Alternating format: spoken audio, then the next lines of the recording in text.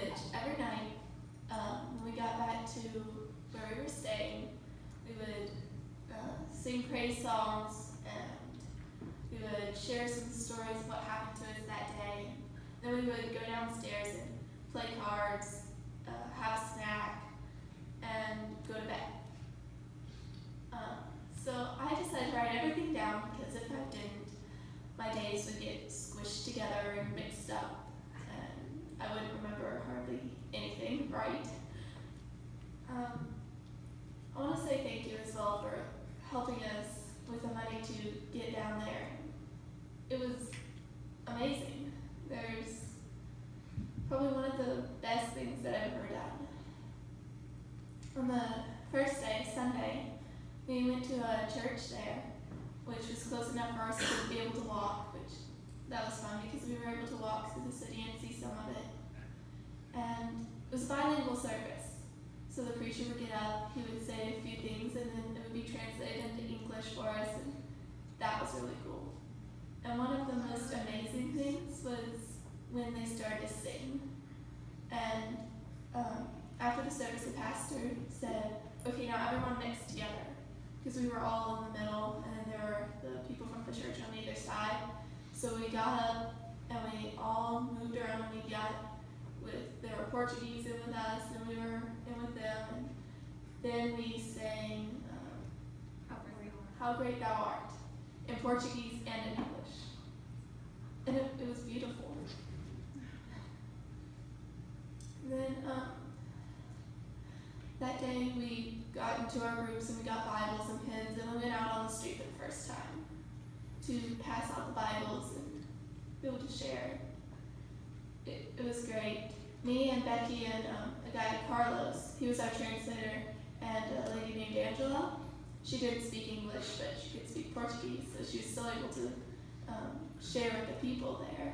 We just couldn't understand her as well. So, but that was a great help because Carlos didn't just talk to the people.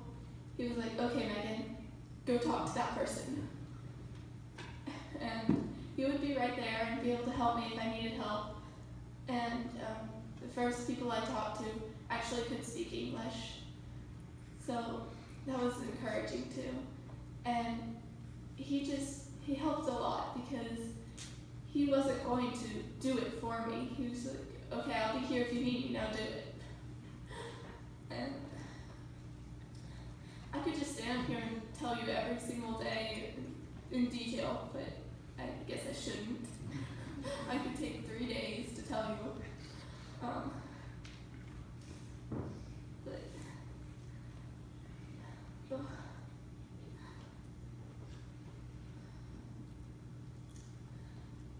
I just want to go back.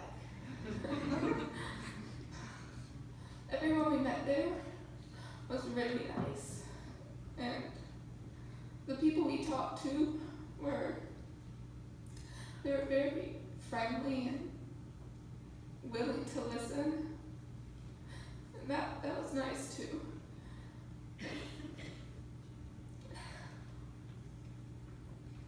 And our leaders, Scott and Juan, like Morgan was saying, they were really good.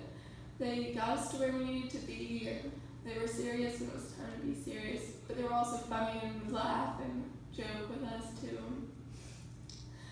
And our translators, we had several that were with us off and on, but we had 2 that were with us the whole time. And it was Guy and Hoffa, and we just wanted to bring them home with us.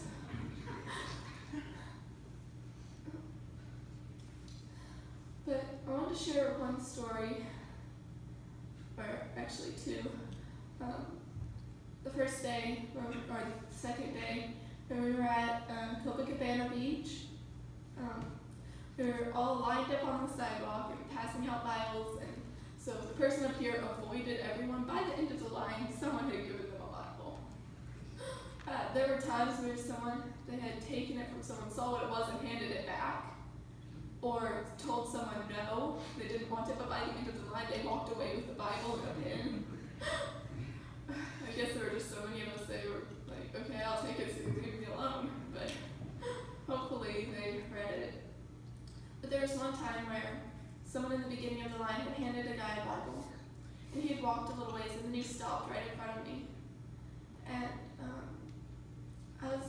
I walked up to him because he looked like he wanted to talk and understand. Well, he didn't speak English, so I just kind of pointed, because in the front of the Bible it told you to go to page 72, and it went through the plan of salvation from there. And I handed him a pen and was pointing at the cards.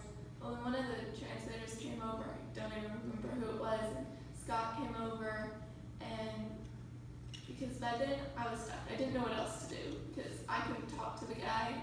I didn't really know what to say after that. So he came up and he started talking to him, and they were translated. And I just thought it was a great example of how even if you hand someone a tract at Walmart, later someone else, they might not get saved right then, but someone else along the way can talk to them, and it might take 3 or 4 people, but they might eventually get it because of the simple act of handing them something. And that was probably one of the best things.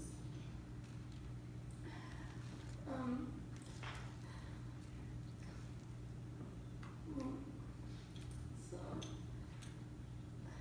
thank you again for helping us all get down there. And we all had a great time. We didn't want to leave. We didn't want to come back because we just wanted to stay for the whole 2 weeks and more than. But now that we're home, I think all of us are ready to continue sharing the gospel with people.